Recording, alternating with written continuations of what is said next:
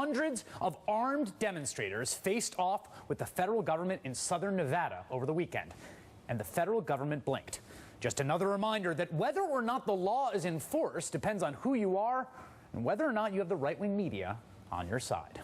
Battle of big government versus the rancher. It's big government versus the rancher, and Mr. Bundy is not backing down. When push comes to shove, when it comes to the Constitution, folks aren't going to back down. I'll be honest, we saw what happened at Waco and the Branch Davidians. I'm concerned. Right now, the biggest story in the right-wing media is the face-off between federal agents and this man, Nevada rancher Cliven Bundy.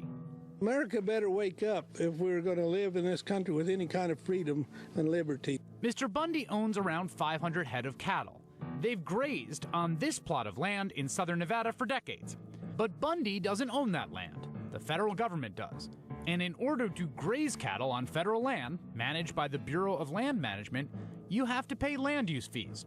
Bundy stopped paying those fees in 1993. He now owes the government over $1 million.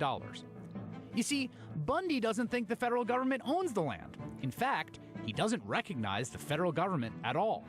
I abide by all of Nevada state laws, but I don't recognize the United States government as even existing. The courts disagree with Mr. Bundy's reading of the Constitution and have ordered him to pay for his use of the land like every other rancher does. Last year, a federal district court ruled that the BLM was entitled to seize and remove Bundy's cattle. He owes the American people $1 million because he has not obeyed the laws. Earlier this month, the BLM started rounding up some of Bundy's cattle that illegally graze on federal lands. No BLM! No BLM! On Wednesday, a confrontation between Bundy family members and supporters and federal rangers went viral. Comply! Comply! The feds say officers were assaulted and a police dog was kicked, while Bundy family members allege they were thrown to the ground and also tased. We have always said that we will do whatever it takes. We've never defined that. And I think that's one of the reasons they're here with such force, is they're scared of us. Within days, Bundy became a symbol of the fight against an out-of-control federal government. We need guns to protect ourselves from a tyrannical government. Hundreds of states' rights protesters flocked to Bunkerville, Nevada to support Bundy, many of them armed. I'm willing to lay my life down. The group shut down several lanes of a Nevada interstate and engaged in tense negotiations with federal law enforcement. Protesters flooded this federal holding pen area, aiming to release Cliven Bundy's cattle. Push him back up off the gate for right now. Let me work with you and you. I'll allow you two to come in with me. That's it. It's the people or not, and you guys need to leave. Push these people back so they can do it safely. Federal officers tried to bring the Bundys over the line to negotiate. I'll give you my honest word right here. I'm going to walk you in so you can negotiate with your father up top. Walking past armed BLM rangers, the Bundys started talks about releasing the cattle and calming the crowds. But what I need you to do is to keep this crowd calm. I will do above that. And below. After a days-long standoff with federal authorities, Cliven Bundy won the day. I only want to talk to one person in each county across the United States. And here's what I want to say. County Sheriff, disarm U.S. bureaucracy. This weekend, the BLM started to release Bundy's cattle and suspended their operation, citing safety concerns. In the meantime, Bundy has been elevated to hero status by Republican politicians. Out in Nevada today, federal agents are pointing rifles at American citizens in an escalation of a standoff over a man who for 20 years has grazed his cattle on some land that the state owns. For 2 decades, Cliven Bundy has gotten something for nothing. He's been in open violation of the law and owes the federal government over $1 million. If all of that were true of someone else, conservatives would be calling him a freeloader. Joining me now, Eric Boehlert, senior fellow at Media Matters. Eric, how this story seemed to me to come out of nowhere and just blew up in the conservative media. I mean, it was everywhere. Drudge, Fox. Right. How did this guy become this kind of almost overnight celebrity? Right. If this had been a Republican in the White House, this would have gotten 5 minutes from the right-wing media, because when the Democrats in the White House, suddenly the federal government takes on tyrannical powers and things like this.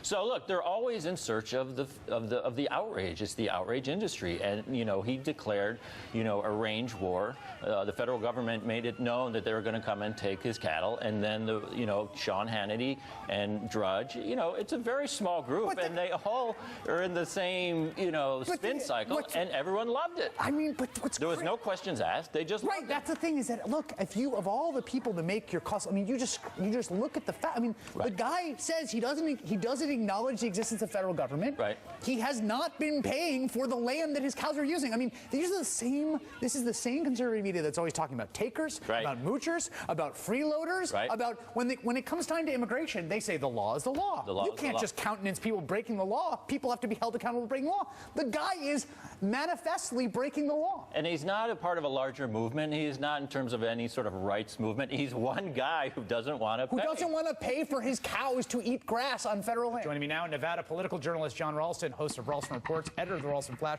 John, this is the biggest story in the conservative media nationally, but I also get the sense it is a huge story in Nevada.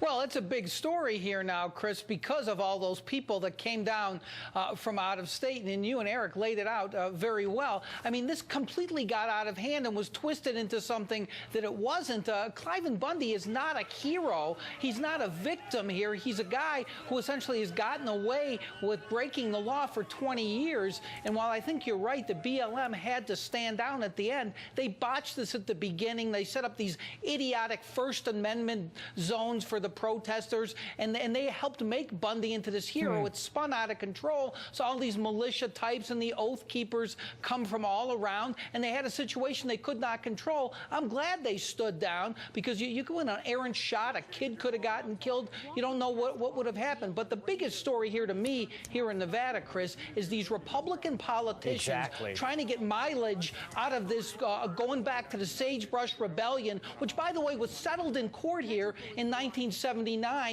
when an attorney general by the name of Richard Bryan filed a lawsuit and lost. These politicians enabled potential violence. Their bloods would have been red if anything had happened. I'm talking about candidates for Congress. I'm talking about legislators. To a lesser extent, the governor and Senator Dean Heller, they first attacked the BLM. Then I think they realized that they maybe had gone too far, and they said, you know, calm down now. But, you know, you cannot put the cork back in this bottle once it's open. Well, and we should note that the background context for this is that the federal government is the largest landholder in Nevada. It owns a huge swath of the state, 70, 80%, something like that in terms of square mileage, if I'm not mistaken. And also, the process here is routine. I mean, there are tons of ranchers, 99% just pay the grazing fees. This is not like this is some special case, right? This is actually a fairly routine transaction.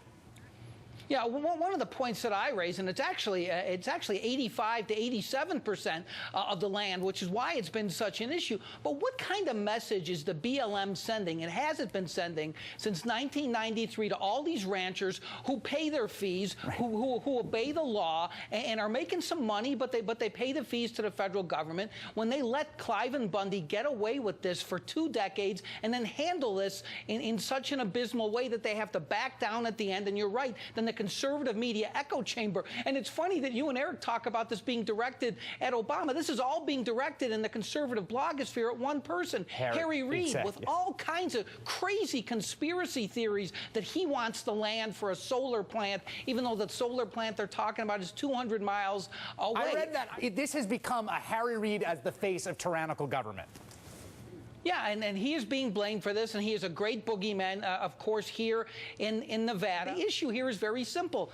This is not his land. It has never been his land. And now, you think of what he's saying today, Chris. He's saying we want county sheriffs to disarm federal agents of the law. There are still people out there, these militia types, the Oath Keepers. There's a Republican assemblywoman by the name of Michelle Fiore who's whipping this up, referring to the government and doing what irresponsible legislators always do, choosing for the lowest common denominator, the Nazi analogy. So that's still going on even today in this state, Chris. Nevada political journalist John Ralston with a report from Nevada. Thank you so much. Appreciate it.